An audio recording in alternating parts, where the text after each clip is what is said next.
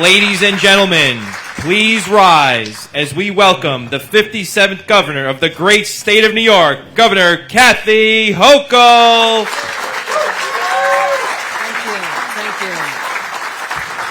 Oh, good morning, everyone. What a gorgeous day here in Huntington. Please be seated, please.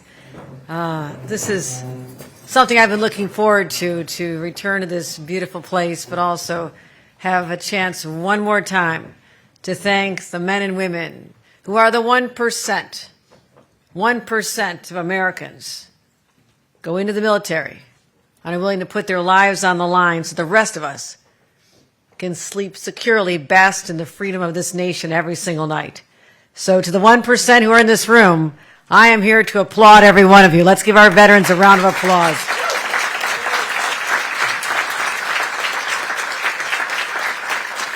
I'll be introducing our assigned member, Steve Cern, who's a great champion of our veterans, but I also want to acknowledge some of my local partners in government and state assembly and state senate.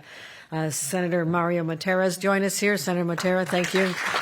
Assembly member Keith Brown has joined us. Thank you for being here today.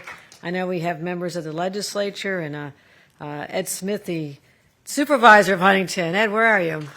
Right there. I spent 14 years on a town board, so I'm always deferential to my supervisors, so appreciate all the work you do. Local government is everything to me. And also for my administration, we have our Deputy Commissioner of Veterans Services, William Smith, has joined us. And American Legion Post 360 for hosting us. We have our Commander, Andrew Brady, has joined us. Where are you, Brandon? There you go. There you go. You know, it's we have about 500,000 veterans who call New York home, more than 80,000 right here on Long Island. I've always said as I come out to veterans events here, even when I was lieutenant governor, this is a very patriotic place. And we believe in our country and our flag, and we are not ashamed of patriotism. We wear it on our sleeves. And I don't think it's what defines one party or the other. We are all Americans. And that is why I come here today with a heart full of pride to know that I have men and women who are courageous, who leave their families, who come home. And sometimes that homecoming is not always that easy. And when I was in Congress a long time ago, I served on the Armed Services Committee. And in that position, I was able to travel to foreign lands, going to military bases, 5 across Afghanistan during the heat of war. And the respect that I had already had, seeing it through the eyes of my 5 uncles who served in Vietnam, my father-in-law who proudly served in World War II, my family members who always talk with such pride of their work. Not a lot of stories. People kept their stories to themselves, but they were so proud to have been part of the American military. But when I had a chance to go see the threats that these individuals encountered and gathered them I think one was in Helmand Province, and I sat there and had breakfast with those from New York. And you know what? I asked them what their biggest fear was. And I assumed they'd tell me their biggest fear was, we had the Taliban right over here, and they're watching every move we make, and we are vulnerable sitting here. I was there. I felt it. Their biggest fear at the time, universally, was coming back home and not having a job. That broke my heart. I was sitting there, this is what they're worrying about? Tens of thousands of miles away from home, they're worried about when they come back home, will there be a job? Because the unemployment rate for returning veterans from Iraq and Afghanistan at this time in our history was about 20%. We had veterans who had served over there, or had served in the Gulf War, or had served in Vietnam, sleeping under bridges in our city streets and sleeping in boxes because they were homeless and they couldn't afford life when they returned home. That was a disgusting, abhorrent chapter in our history. And I am proud that we've worked hard to reduce those numbers, to give people the dignity of a job when they come back. I've supported these initiatives here in the state of New York to give advantages to employers who will hire veterans, especially those with disabilities. Women veterans who come back home, many had endured incredible, not just discrimination, but physical abuse as I talked to women over there and had roundtables. So they come back here. What support system is here for them? So we had to build this system that took care of our veterans, not just when they're part of the active military, but when they come home, because they're always going to be part of our family. And that has been my commitment since day one, to know that we owe this to the individuals, whether it's education, housing opportunities, job training, and the camaraderie that you get at a place like this. I used to represent the most rural part of our state, upstate New York. Anybody been upstate? It's nice, Buffalo Bills country. I get in trouble when I say that in some parts of the state, but they can always be your second favorite team. But I always remember going into the Wyoming County, which had about 20,000 people, about 40,000 cows, and I knew every one of the cows too. I mean, this is your small town. But the center of that community was truly the American Legion and the VFW post. That was the epicenter.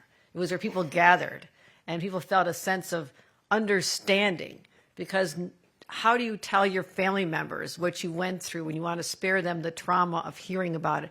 But there's others who have the same lived experience, and that's the beauty of the American Legion and our veterans posts, where you feel like normalized. You can talk to someone. And what I also saw was some of the older veterans who were starting to get to know the younger ones, the guys just returning from Iraq and Afghanistan, and they're like big brothers to them, and they embraced them and said, you're going to be okay. You're going to be okay. I felt so good about my country when I would witness that. Not the least to mention, I shouldn't say, as I drove by on a Sunday afternoon, I saw a lot of cars in the parking lot at this particular veteran post. My husband says, let's stop in. Maybe they're having a party or something. Within an hour, I was doing shots at the bar with everybody. So it's just a fun group of people, too. I mean, I digress. But I just want you to know how I feel. And it's genuine, it's real, and I just know that there's been a lot of challenges, and there's people out there who are trying to take advantage of our veterans. I mean, it's incredible, and it's something that our Assembly member Steve Stern put a spotlight on, talking about the fact that there's scammers out there who are trying to convince people that they have to pay them to be able to get their veterans benefits. They're making money off this, taking advantage of people. And not everybody knows the rules of the road. They don't know. And Steve said we got to do something about it. And he was able to get legislation through where we are now increasing the penalties to $10,000 per violation with the GUARD Act, and bringing new charges and making sure that we enforce this. To say, stop preying on people. And so I'm proud to be able to sign that soon, momentarily, in fact. But also I want to let you know that we are so laser focused on putting money back in people's pockets. I know it's tough out there. It is a struggle for families, and you see sometimes your grandkids, and they want to live close to grandma and grandpa. You want the babysitters for free, but can they afford to live out here? It's a great quality of life. This is why I've been focusing on housing, the right kind of housing for each community, but let's build more so grandma and grandpa can have an influence on their kids like mine had on me. But also, we just have to be putting money back in people's pockets. And that's something that we really focused on with the legislature. I mean, for people of little kids, $1,000 for children under the age of 4. Anybody have grandkids on the age of 4? Okay, grandkids. Don't they outgrow the clothes? I just asked my daughter, she got a 4-month-old. Am I getting the 3 to 6, or is she up to the 6? And the formula and the diapers. So we give $1,000 to someone saying, you know what, your grandkids and your kids, let's make it a little bit easier on families, right? Older kids, $500. Free breakfasts and lunches for everybody across the state. And you know why that's important?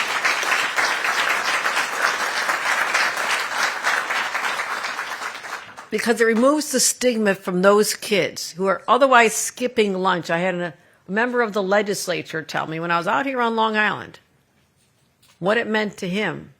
Because when he was a kid, he used to skip lunch so nobody knew that he was the kid who needed the extra help, and his parents couldn't buy lunches.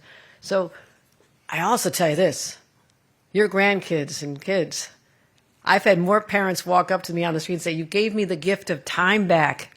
I don't have to get the kids out of bed and make sure they eat breakfast and heat up the oatmeal or make the cereal and go to the grocery store and pack the sandwiches. They said, one guy said, you gave me an hour back in my life every day. Thank you, Governor. So you never understand quite the full impact, but something like that makes sense. And the inflation rebate. Anybody get a $400 check back, couple $100 check back? Did you spend it all right? Okay. You're welcome, your husband. Tell him to spend it on you.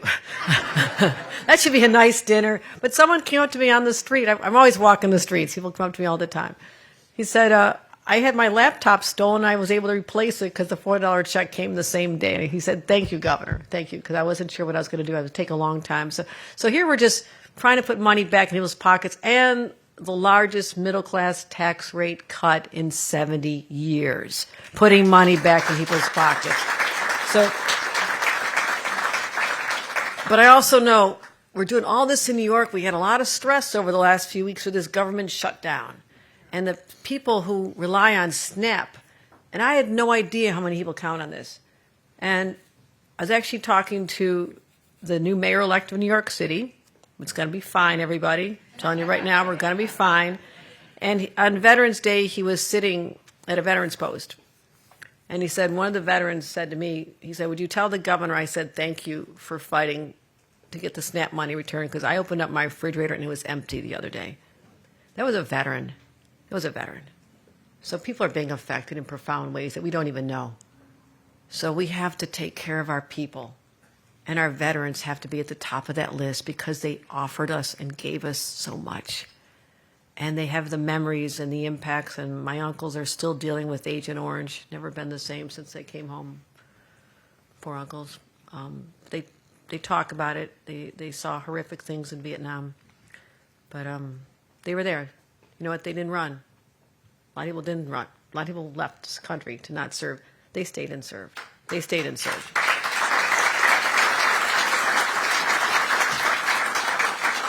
Lastly, on the affordability, I want to make sure that everybody signs up for our energy assistance plan. Okay, we know. Now I'm from Buffalo, so I know what cold is. Okay, this is moderately cold, but we need some help for families too. So if you yourselves or you know anybody who needs help, we have a program. I know we're still waiting for the federal government. They're supposed to send us $400 million for this plan. We're still waiting. Come on, federal government, give this to us, because I want to get that out to everybody. So when they're paying their next bills, they'll have some assistance there as well. So I'm here to say thank you, everybody. I really am so overjoyed to see many of you. I know we have some Girl Scouts in the room. Let's give a shout out to the Girl Scouts. Raise your hands, kids.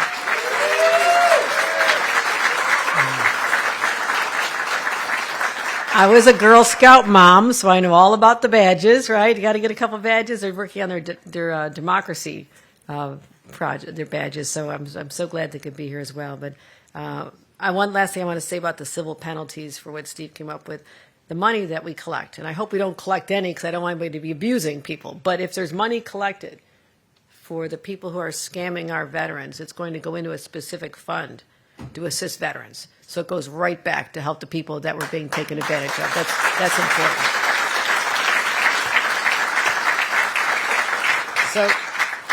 So proud to be your governor. Proud to be an American. It's the greatest country on earth. And my job is to keep making it better and better and better. And I love this job. And I'm so honored to represent every one of you with humility and pride to know that there are others who have answered the call to serve their country. And there's no greater honor to know there's people like that in our state. So I thank every one of you who served. Thank you. Thank you very much. With that, let me bring up Steve Stern, the author of this, the head of the Veterans Committee, and I want to thank him for his service to our veterans through legislation that is really listening to their needs, responding to when a concern comes forward. Steve's going to run it down and make sure it gets to my desk, just like we're doing here tonight. So, ladies and gentlemen, your Assembly Member Steve Stern.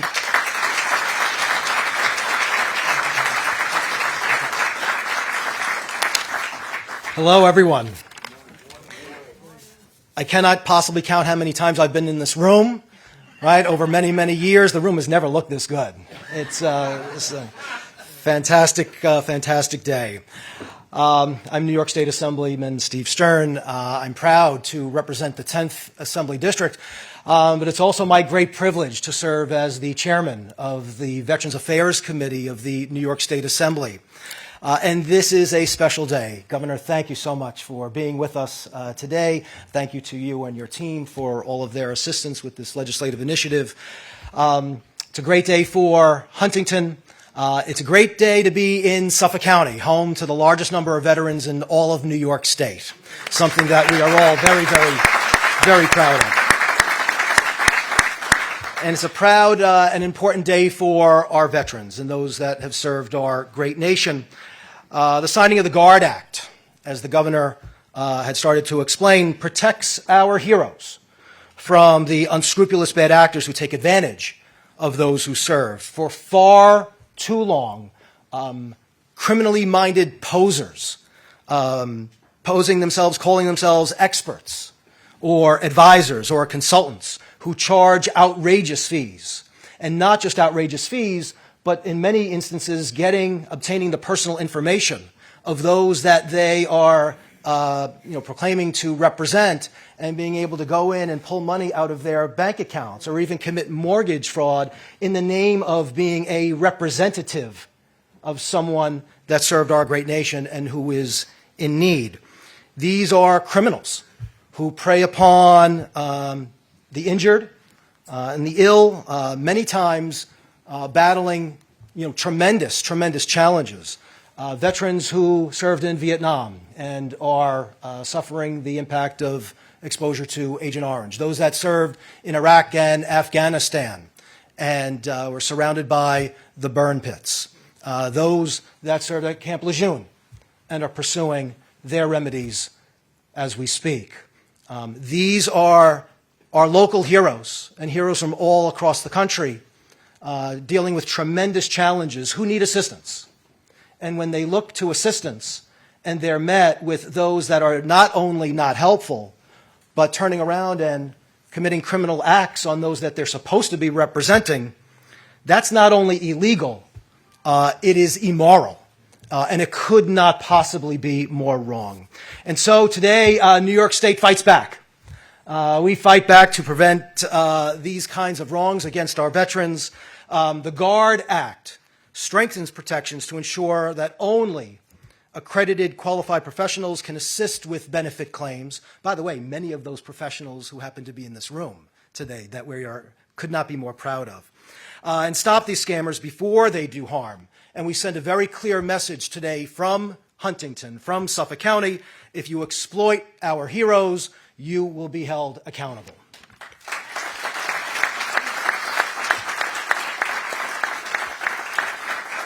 The Guard Act, I'm sure we can all agree, is about dignity. It's about respect. And it's about keeping the faith with those who have always and never wavered, keeping faith with our great country. And this is an important step to ensure that every veteran in New York State receives the care, the support, and the benefits that they have earned. So, Governor, thank you once again to you and to your outstanding team, to all of my colleagues in the state legislature, assembly, and Senate who are with us today, and the support from so many of our veterans and those that serve them. I learned an awful lot, pretty much everything I know about the important work that we do out of the Veterans Affairs Committee from so many of the outstanding professionals who are in this very room that I've had the privilege to know for many, many years. So thank you to all of you.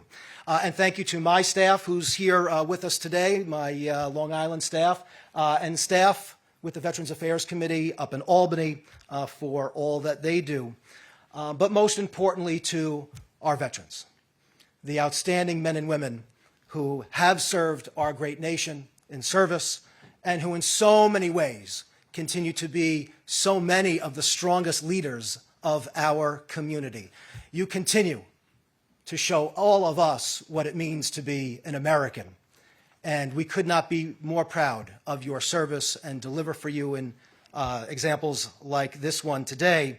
And for that, today, and I know the governor agrees, today and every day, that Governor Hochul will always stand for our veterans and to join all of us when we all simply and sincerely say to our veterans, thank you.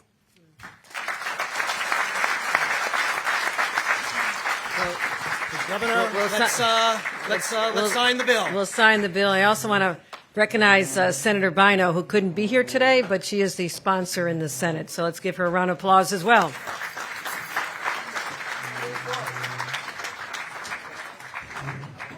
Please stay seated as the governor signs the Guard VA Benefits Act into law.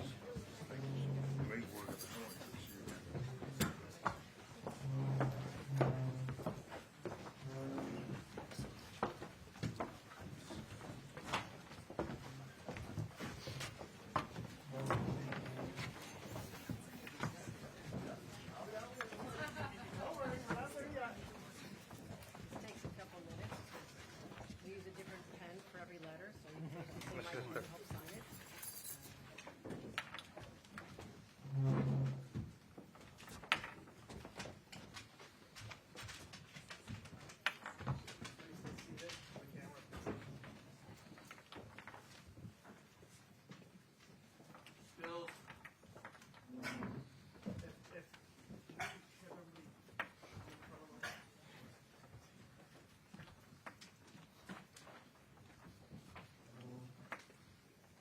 Went to Catholic school, and I didn't really listen to it. You never know, I hit on people. I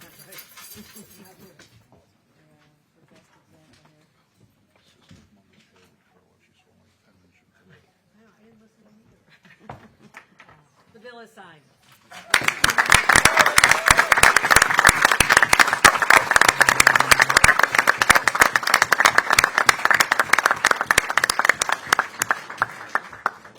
Please stay seated as the governor makes her way around the room and visits your table.